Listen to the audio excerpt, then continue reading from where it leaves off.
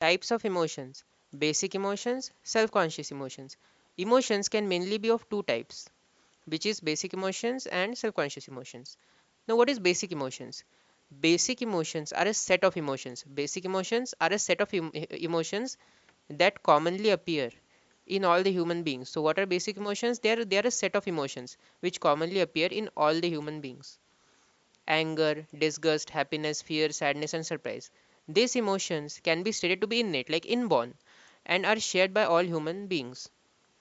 And though all humans can experience a broad range of emotions, researchers on emotions have so though all humans can experience a broad range of emotions, researchers on emotions have indicated that all the emotions are an outcome of combinations of certain basic emotions. Just like now, for example, let's see this point. This fourth point kind of explains this third point. Just like you can mix a few basic colors like red, blue, and yellow to create many new colors, you can also mix basic emotions like happiness, fear, anger to create more complex feelings. So let's read the third point again. And though all humans can experience a broad range of emotions, so though all the humans can experience a broad range of emotions, researches on emotions, the research on emotions, it indicates that all the emotions are an outcome of the combinations of certain basic emotions. Just like you in this example, also mix like if you mix basic emotions like happiness, fear, anger to create more complex feelings. Now, basic emotions. Further, Charles Darwin also proposed that the actions that arise as a result of emotions. Now, let's just read this point properly, and then this is kind of a proper explanation of this point. So, I'm just going to read this point, and then we will see this point, which will explain this point. Let's one point and second point. So, the second point kind of explains the first point. But let's just read the first point. Further, Charles Darwin also proposed that the actions that arise as a result of emotions or emotional behavior. So, further, Charles Darwin also proposed that the actions that arise as a result of emotions or emotional behavior are innate. Innate means like inborn in nature.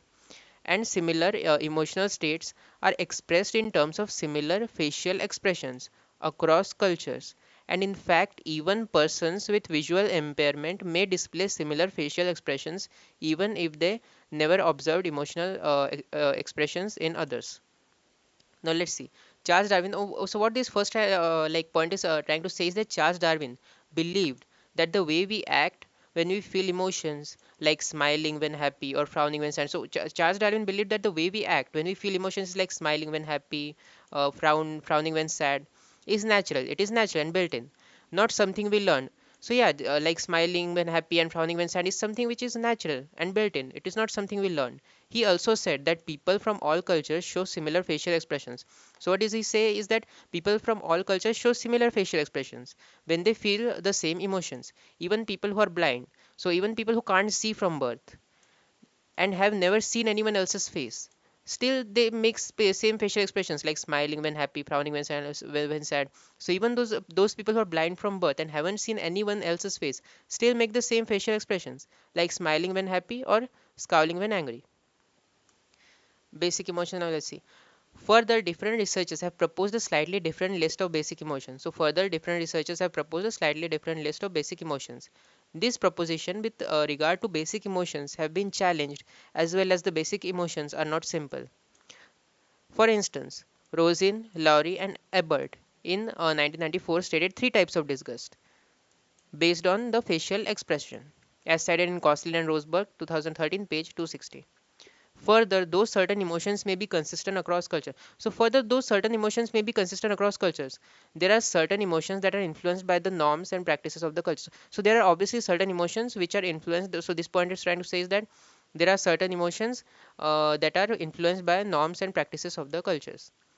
Thus, though basic emotions have been considered as inborn, so even though basic emotions have been considered as inborn or innate, the influence of learning and social norms and practices cannot be nullified.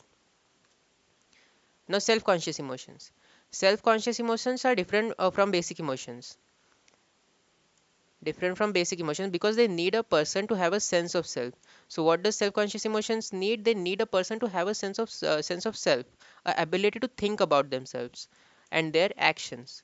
Further, these emotions are as a result of whether the expectation in terms of social norms and the rules are met or not. So these emotions are these emotions, these self-conscious emotions are as a result of whether the expectation in terms of social norms and the rules are met or not.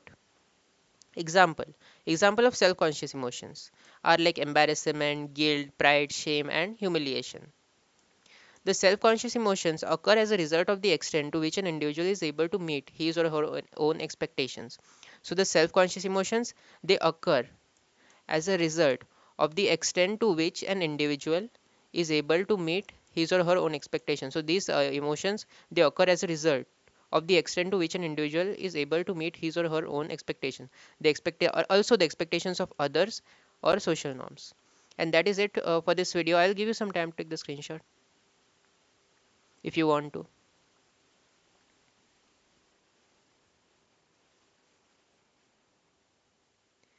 And I'll see you in the next video. Until then, like the video and subscribe to the channel.